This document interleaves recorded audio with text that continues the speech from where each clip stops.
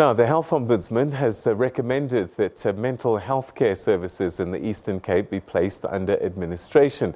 Professor Malegapuru Makgoba briefed the media in the report on an investigation into allegations of patient mismanagement and patient rights violations at the Tower Psychiatric Hospital and Psychosocial Rehabilitation Centre. Our reporter Sipho Stuurman has been following this story for us.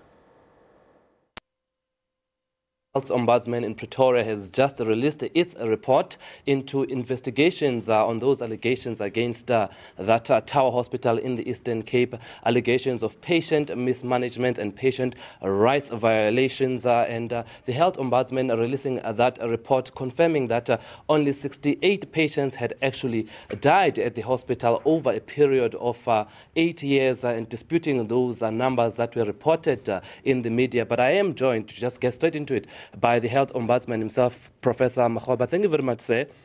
Let's just talk briefly about the main points of your reports. What did you find after your investigation into Tower Hospital? I found that there were no prima facie evidence of violations of human rights by any staff member, or was there any culture of human rights or intentions of human rights violation at Tower Hospital. That's the first major finding.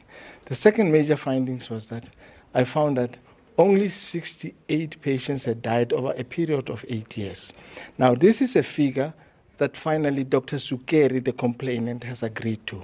This is a figure that was confirmed by the OHSC health investigators.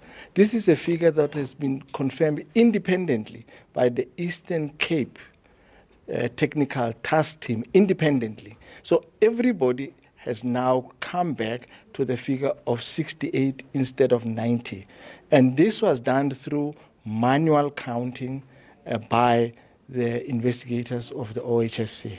All right, now, of course, yes, the figure, now we've finally got the correct figure. But were there any concerns, matters that you found at the hospital before we talk to your recommendations?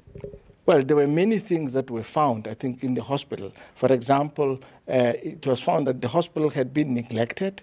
I think there were cracks in the wall, there were paints that were falling in the kitchen.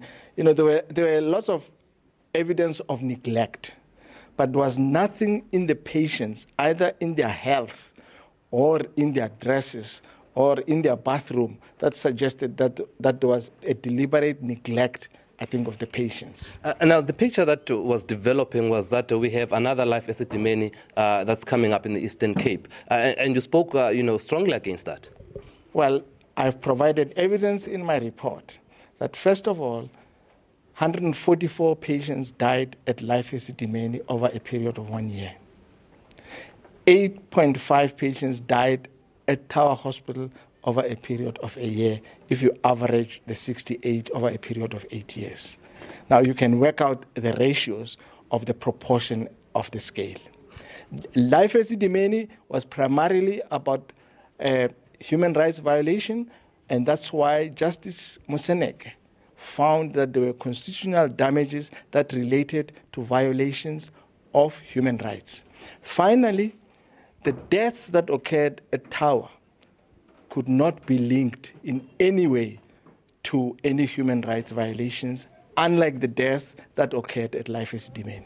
You also had strong words for the doctor that's seen as a whistleblower, that is Dr. Sukeri. Just talk to us about some of your findings regarding Dr. Sukeri.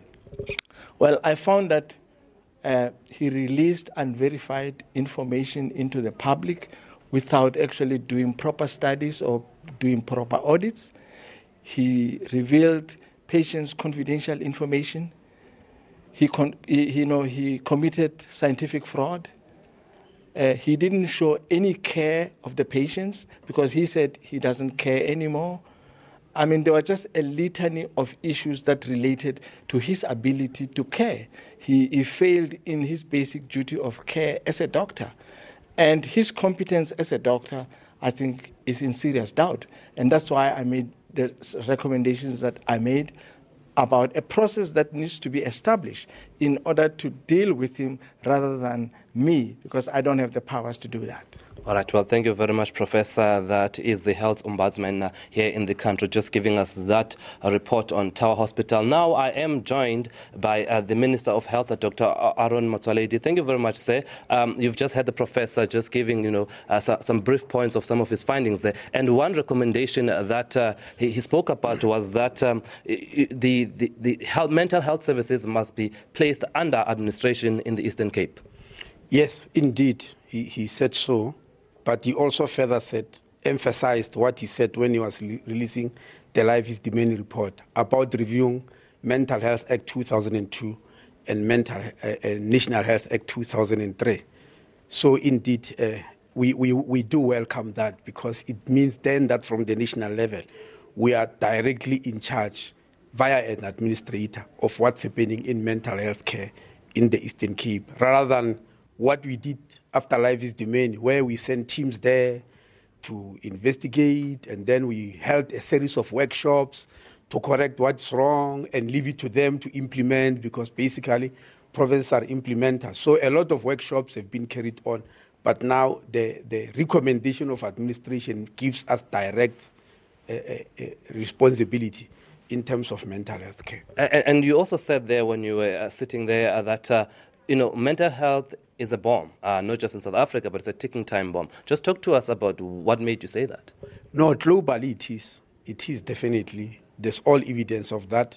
In 2013, the World Health Organization even called an international summit about it and developed a mental health strategy and plan, 2013 to 2020.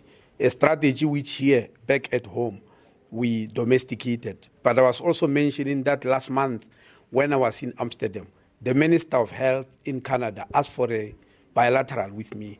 And we're not talking about, it was an international AIDS Society conference. We're not going to talk about AIDS. We're talking about this issue of mental health, where he was asking that we need to establish a focus group that will push through United Nations, that heads of states must prioritize mental health.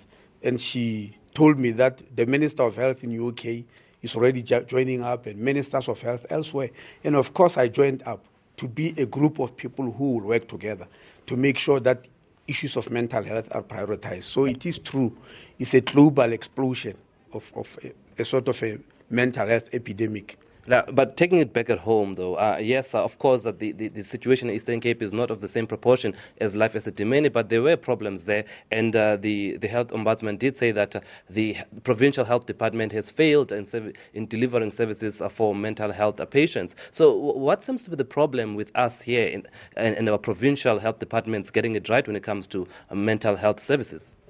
Well, I think I don't also want to say, we're all the same. But I just want you to understand that if issues like mental health were not given priority, it's because all over the world, when resources are not enough, mental health seems to have taken a backseat up to now.